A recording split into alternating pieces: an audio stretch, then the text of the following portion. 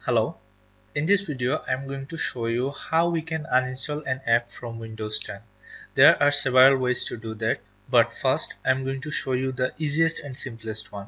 For that I just need to go to the Windows Start menu and click on that, and here you can see some of my Windows apps are appearing in here. If I need to uninstall an app from here, I just need to hover over an app and right click on that. Here you can see the uninstall button. But I'm not going to uninstall an app from here.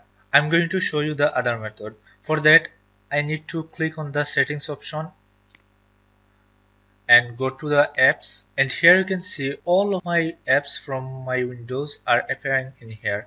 I can uninstall apps from here by selecting an app and click the uninstall button. Here it is, the uninstall button.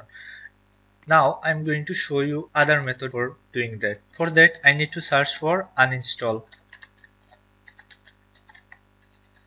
and here you can see add or remove programs. I need to click on that, and you can see that the same function is here. You can select an app and click uninstall. Now I'm going to show you another method. For that I need to go to this PC, double click on that, and for the upper left corner you can see the computer button is here. Now click on that, and here you can see uninstall or change a program. Now again click on that,